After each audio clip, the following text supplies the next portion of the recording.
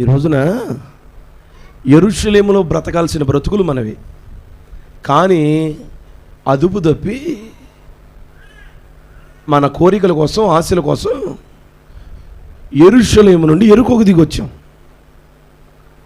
దిగొస్తున్నప్పుడు యెరికో అంటే పాపమేగా. పాపం వీధుల ముందు ఎవరున్నారంటే దొంగలు ఉన్నారు.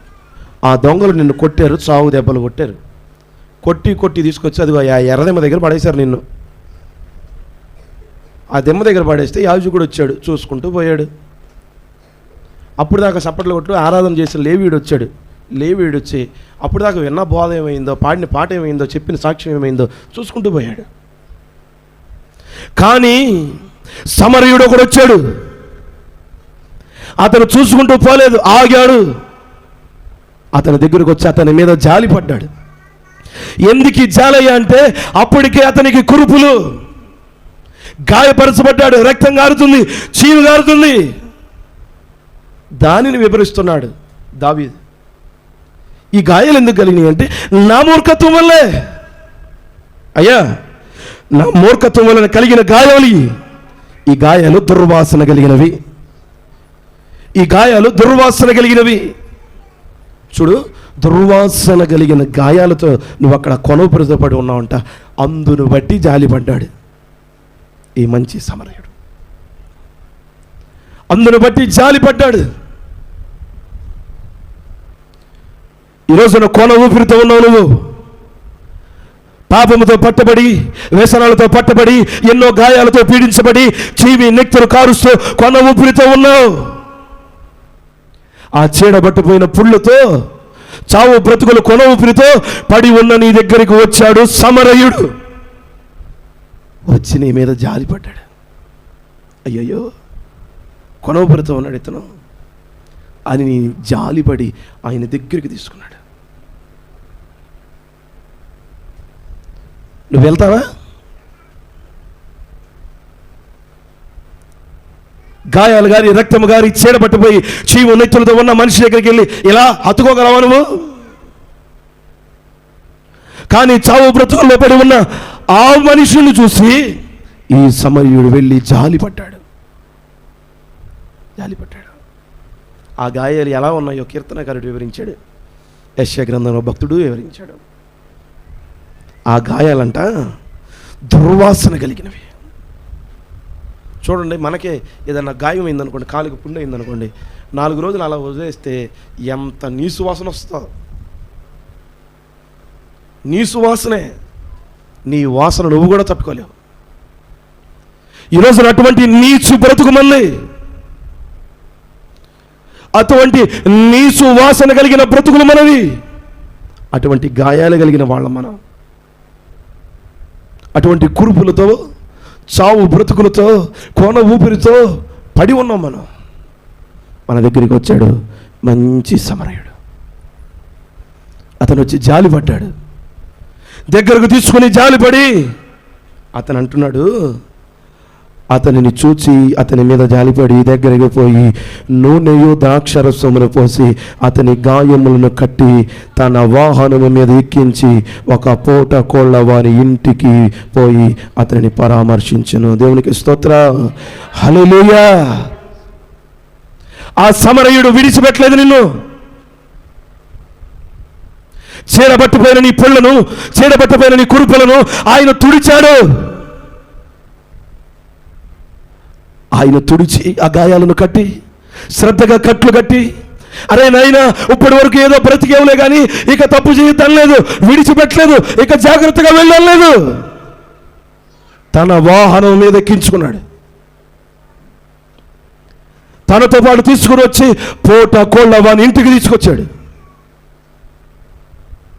పూట కోళ్ళ వాని ఇంటికి తీసుకొచ్చి ఆ పూట కోళ్ళ వాళ్ళతో అంటున్నాడు, అతనికి 2 దినారములు ఇచ్చి,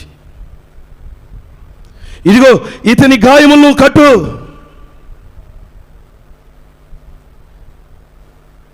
35 చదవమ్మా. మరునాడతుడు ఆ పూట కొలవానికి ఇచ్చి, ఇదిగో ఇతన్ని జాగ్రత్తగా నువ్వు పరామర్శించు. నీవు ఒకవేళ ఇతని కోసం ఇంకేమైనా ఖర్చు పెడితే ఖర్చు పెట్టు. నేను మరలా వస్తాను, వచ్చినప్పుడు నువ్వు ఖర్చు పెట్టిన ఖర్చు అంతా తీరుస్తాను. దేవునికి స్తోత్రం, హల్లెలూయా. ఈరోజు యెరూషలేము నుండి దిగి వచ్చింది ఎవరో తెలుసా? మనమే. యెరూషలేము నుండి యెరికోకి దిగి వచ్చింది మనమే. దొంగల చేతికి చిక్కింది మనమే, గాయపరచబడింది మనమే, కొన ఊపిరితో ఉంది మనమే, చేడబట్టిన కురుపులతో కొన ఊపిరితో కొట్టుకుంటుంది మనమే. మనల్ని చూసి యాజకుడు ఆగలేదు, మనల్ని చూసి లేవీయుడు ఆగలేదు, కానీ మనల్ని చూసి మంచి సమరయుడు ఆగాడు. దేవునికి స్తోత్రం, హల్లెలూయా. ఆగి నీ గాయాలు కట్టాడు, నీ చీడ కురుపులను ఆయన తుడిచాడు. తుడిచి అక్కడతో నిన్ను విడిచిపెట్టలేదు, అక్కడతో నిన్ను వదిలిపెట్టలేదు. ఇదిగో పోటకోళ్ళ వారి ఇంటికి తీసుకొచ్చి పెట్టాడు. పోటకోళ్ళ వారి ఇల్లు అంటే సంఘం. పోటకోళ్ళ వాళ్ళ ఇంటికి తీసుకొచ్చి ఒక పోటకోడి వాడికి అప్పగించాడు ఆయన. ఎందుకో తెలుసా? అరే నాయనా, నేను వచ్చేసరికి వీళ్ళని పరామర్శించు, వీళ్ళని సిద్ధపరచు, వీళ్ళని జాగ్రత్తగా చూసుకో. అప్పుడప్పుడు మొరాయిస్తాడు, అప్పుడప్పుడు నిన్నే తిడతాడు, అప్పుడప్పుడు నీ మీద ఎగురుతాడు, అప్పుడప్పుడు నీకు ఎదురొస్తాడు, అప్పుడప్పుడు నీ వెనకాల గోతులు తీస్తాడు, అప్పుడప్పుడు నీ మీద లెగుస్తాడు. అయినా కానీ వాడికి చికిత్స చేస్తూనే ఉండు.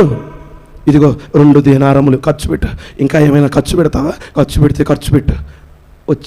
నేను వచ్చినప్పుడు అప్పు అంతా తీరుస్తా.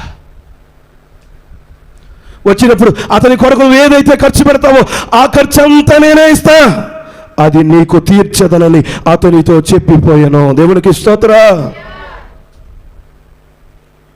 ఈరోజు ఏదో 10వ పరకో కోసం కాదు, సమరయుడు అప్పగించిన అప్పగింతిది. పోటకొళ్ళవాని ఇల్లు అంటే దేవుని సంఘం, పోటకొళ్ళవాడు అంటే సేవకుడు, సమరయుడు అంటే యేసు. దేవునికి స్తోత్రం. గాయాలతో పడి ఉంది మనమే, మన బ్రతుకులే. మరి ఈరోజు నీ గాయాలు కట్టింది ఎవరు? అనండమ్మా, నోరు తెరవరేంటి? ఇక్కడైతే తెరవరు, కానీ చీరలు కొనేకాడ అసలు తెరుస్తారు. ఏ మాత్రం అరుస్తారంటే ఆ మాత్రం అరుస్తారు. ఆ చీర తీయన్నప్పుడు ఆ మధ్యదే అది కాదు ఆ మూలందే అది, అప్పుడు లెగుస్తుంది నోరు, ఇప్పుడు లెగదు.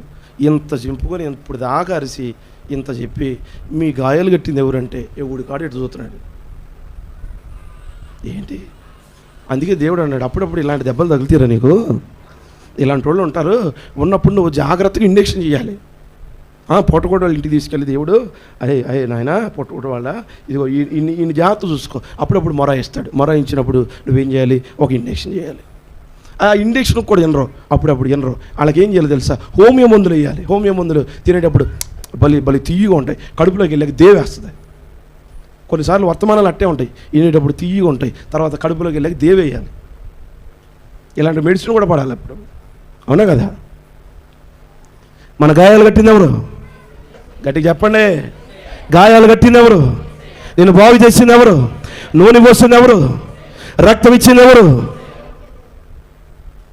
ఆయన నూనె పోసాడు, ఆయన మన గాయాలను కట్టాడు, ద్రాక్షారసం ఇచ్చాడు. ద్రాక్షారసం అంటే ఏంటిది? పరిశుద్ధ రక్తం. నూనె అంటే పరిశుద్ధాత్మ. ఆయన వచ్చి నీ మీద జాలిపడి నూనె రాసి ద్రాక్షారసం పోసి.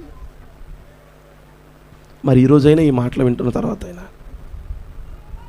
ఇదిగో యేసయ్య నీ దగ్గరికి వచ్చాడు, యేసయ్య నీ గాయాలు కట్టాడు.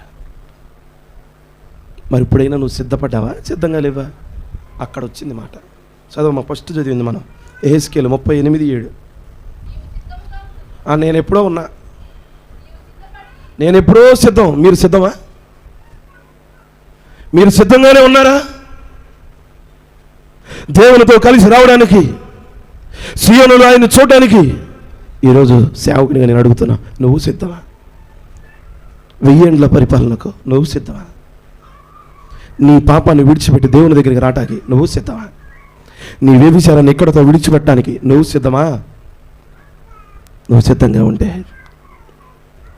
ఇదిగో దేవుడు నిన్ను తీసుకెళ్ళి గాయాలతో నిన్ను అక్కడితో విడిచిపెట్టలా.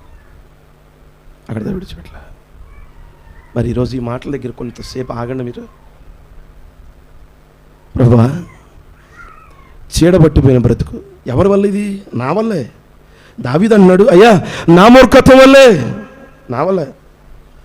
ఇదిగో నా దోషములు నా తల మీద పొర్లినవి, నేను మోయలేని బరువులే అవి నా మీద మోపబడి ఉన్నవి.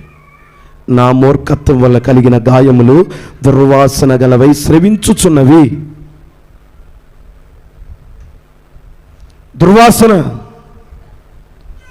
ఎవడు కడతాడండి ఇలాంటి గాయాలు?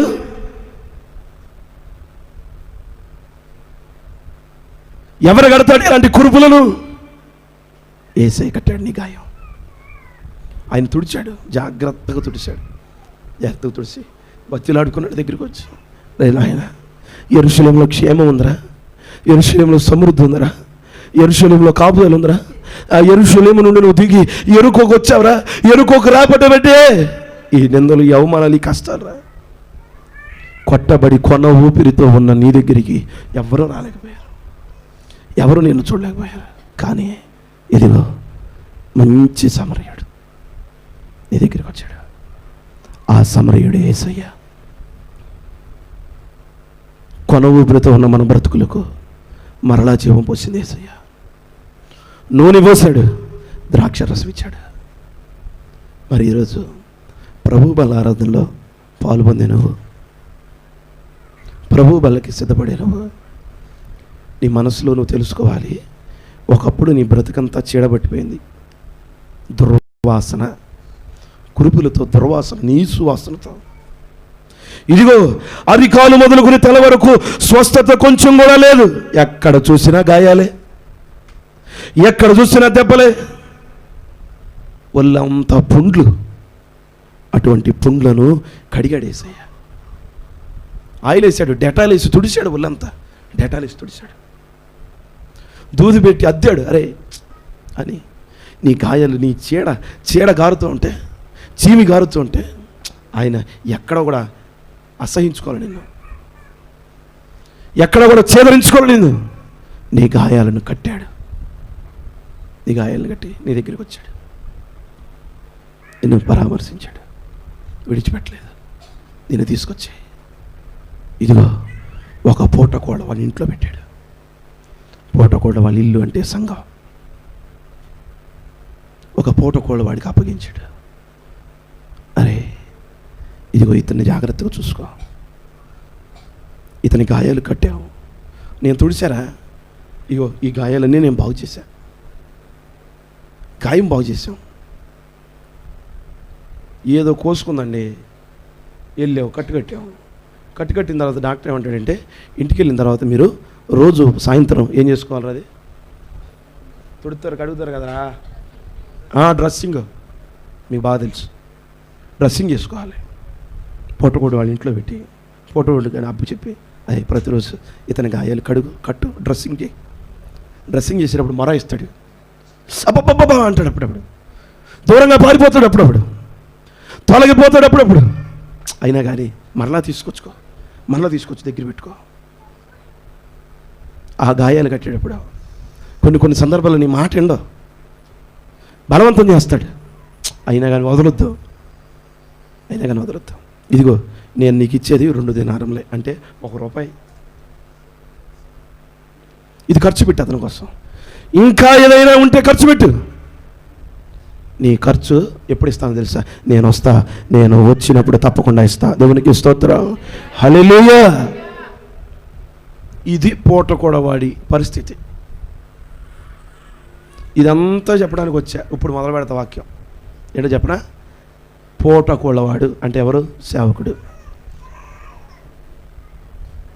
పూటకోళ్ళవాని ఇల్లు అంటే సంఘం. ఈ రోజున పూటకోళ్ళవాని ఇంటికి చేర్చింది ఎవరు? మళ్ళీ మొదలుకు వచ్చాను. మీరు పూటకోళ్ళవాని ఇంట్లో పెట్టింది ఎవరు? పూటకోళ్ళవానికి అప్పగించింది ఎవరు? అవునా కదా? నీ గాయాలు కట్టాలా? నీకు సీము కడుతున్నప్పుడు డ్రెస్సింగ్ చేయాలా, తొడవాలా, అప్పుడప్పుడు మొర ఇస్తాం మీకులాగా. అవును. అరే నేను డ్రెస్సింగ్ చేస్తానంటే, లేదు నేనే చేసుకుంటా అంటారు కొంతమంది. చేసుకో, ఏడ చేసుకుంటావు? నీకు దెబ్బ తగిలిందే వీపు మీద, ఎడ తిరుగుతావు, తలకాయ తిప్పుతావా, మెడ ఇరిగిద్ది, జాగ్రత్త. మెడరిగిపోద్ది. కట్టుకోగలవా? నువ్వు డెటాల్ ఇచ్చి తుడుచుకోగలవా? తుడవలేవు. పుండు పెద్దదైద్ది. ఫోటో కోళ్ళ వాడికి అప్పగించాడు దేవుడు. ఈరోజు దురద వస్తున్నా అని బాబు ఇక్కడ దురద వస్తుందా చెప్పాలిగా, చెప్పాలా వద్దా? దురద వచ్చేసి బాగా గోక్కొని పుండు పడ్డా చెప్తే ఏమవుతుంది? అవునా కదా? దురద వచ్చేసి బాగా ఇట్టి గోగేసాను ఏమవుద్ది? తెల్లారిపాటికి పుండు అయ్యి రసిగారుద్ది. రసిగారింది అయ్యో అన్న వస్తే ఉపయోగం ఏమైనా ఉందా? ఏం లేదు. ఈ రోజున చాలా మంది కుటుంబాల్లో ఇలాగే ఉన్నాయి పరిస్థితులు. వారి పిల్లల విషయాలు ఇలాగే ఉన్నాయి, యవన బిడ్డల విషయాలు ఇలాగే ఉన్నాయి, ఆడపిల్లల విషయాలు ఇలాగే ఉన్నాయి. దాచుకుని గోక్కుంటున్నాం. గోక్కో, పుండు అయ్యేదాకా గోక్కో. ఏమవుద్ది? ఏమవుద్దండి సురేష్ గారు? పుండు పెద్దదైద్ది, చీడబట్టిద్ది. పూట కోళ్ళ వాని ఇంట్లో పెట్టాడు దేవుడు. నీకు ఒక ఇల్లు ఉంది, ఆ ఇంట్లో పూట కోళ్ళవాడు ఉన్నాడు. ఆ పూట కోళ్ళవాడికి దేవుడు అప్పగించాడు. దేవుడు చెప్పాడు, దేవుడు ఆ పూట కోళ్ళవాడిని పరామర్శించి ఇదిగో నువ్వు ఇతనిని పరామర్శించు అని అప్పగించాడు. మరి ఈ రోజున పూట కోళ్ళవాడి ఇల్లుకే విలువ లేదు. నీకు ఇంటి గురించే తెలీదు. దేవుని మందిరం అంటే విలువ లేదు చాలా మందికి. ఎట్లా ఉందంటే రోగమేమో నాకు, సెలైన్ పెట్టాల్సింది నాకు. అరే అనంత్, డాక్టర్ దగ్గరికి వెళ్ళిరా, డాక్టర్ దగ్గరికి వెళ్ళి నాకు ట్యాబ్లెట్ తీసుకురా అని అనంతను పంపించా. డాక్టర్ గారు ఏం చేస్తాడు? రే ఆడికి పెట్టాల్సింది సెలైన్, ఆడికి చేయాల్సింది ఇంజెక్షన్, నువ్వు వచ్చావేంటి? నువ్వు రావటం వల్ల ఉపయోగం ఏంటి? ఈడొచ్చేమో ఏం చేస్తాడు తెలుసా? ఇదిగో మా మామయ్యతో మాట్లాడు. ఆడు మాట్లాడే అవతల నాకా అప్పులు ఉన్నాయ్యా, నాకా ఎన్నో ఇబ్బందులు ఉన్నాయ్యా, నా మాట అసలు కొడుకింట్లా, నా మాట అసలు కూతురు ఇంట్లా. ఎక్కడ నువ్వు చెప్పేది? ఫోన్లో చెప్పేది. ఎక్కడ తెలుసా? ఫోన్లో. అరే ఫోటో కూడా వారి ఇల్లు ఉంది కదా, ఆ ఇంటికి ఉన్న విలువ తెలియదు నీకు. దేవుని సన్నిధి అంటే విలువ తెలియదు, దేవుని మందిరం అంటే విలువ తెలియదు. గత దినాలుగా ఆయన నిన్ను పోషించాడే, గత దినాలుగా ఎన్ని మరణాపాయ స్థితులను ఆయన తప్పించాడే, విలువ తెలియదు నీకు. విలువ తెలియదు. కష్టాలు పోవాలి, రోగాలు పోవాలి, అప్పులు పోవాలి, అన్నీ పోవాలి. ఎలా అయితే దేవుని మందిరానికి ఒక విలువ ఉంది, దేవుని మందిరానికి ఒక అధికారం ఉంది. పూటకోళ్ళవాని ఇల్లు అంటే దేవుని మందిరం, పూటకోళ్ళవాడు అంటే దేవుని సేవకుడు. యేసయ్య తీసుకొచ్చి జాగ్రత్తగా కట్టరా అని అప్పగించాడు. యెహెజ్కేలు, నువ్వు సిద్ధపడు, నీతో పాటు నీకిచ్చిన సమూహాన్ని సిద్ధపరచు. సిద్ధపరచాలా లేదా? సిద్ధపరచాలంటే గాయాలు కట్టాలా? వద్దా? కట్టాలి కదా. కట్టాలా? దెబ్బ తగిలింది అయ్యా అంటే దెబ్బ మొహానికి కడతాడు. కట్టు. దెబ్బ ఎక్కడ తగిలింది చూపించాలిగా. అయ్యా ఇదిగో ఇక్కడ దెబ్బ తగిలింది అయ్యా అని చూపించాలి వద్దా? దెబ్బ తగిలింది అయ్యా అంటే ఏడ కడతాడు డాక్టర్? కట్టు. మొహానికి కట్టేస్తాడు, కళ్ళుకి కట్టేస్తాడు. కరెక్ట్ అనేది కాదుగా. ఈ రోజున ఎందుకో పరిశుద్ధాత్మదేవుడు ఈ మొదటి నెలలో చెప్పగా నేను చెప్తున్న మాటలు, సేవకుడు ఎందుకు నువ్వు గౌరవించాలంటే గొప్పగా మాట్లాడుతున్నాడని కాదు, గొప్పగా ప్రసంగం చేస్తున్నాడని కాదు, నీకన్నా ఎక్కువ 2 మాటలు తెలుసని కాదు. సేవకుడు నువ్వు ఎందుకు గౌరవించాలంటే ఆ సేవకుడు నిన్ను సిద్ధపరుస్తున్నాడు గనక, ఆ సేవకుడు నీకు కావలిగా ఉన్నాడు గనక. దేవునికి స్తోత్రం, హల్లెలూయా. అందుకు నువ్వు సేవకుడిని కనపరచాలి. మరి ఈరోజు నువ్వు సిద్ధమా అని అడిగాం కదా. నువ్వు సిద్ధపడ్డావో లేదో, నువ్వు సిద్ధంగా ఉన్నావో లేదో నీ మనస్సాక్షికి తెలుసు. పరీక్ష రాసేవాడు తెలుసు, వాళ్ళ లెక్కల పరీక్ష. వాడు సిద్ధంగా ఉన్నాడు అనుకో, ధైర్యంగా ఇట్లా పట్టుకుని వెళ్ళిపోతాడు. ధైర్యం వాడికి, ఎందుకంటే వాడు సిద్ధపడ్డాడు. సియోనులో నిన్ను చూడాలని ఆశతో ఉన్నాను నా యేసయ్యా. సియోనులో ఆయన చూడాలని ఆశ నీకుంటే సిద్ధపడి ఉండాలి, సిద్ధపాటు ఉండాలి. సిద్ధపాటు లేకుండా సియోనులో ఆయన చేరలే. చూడు ఈరోజు మంచి సమరయుడు, ఆయన పేరే యేసు.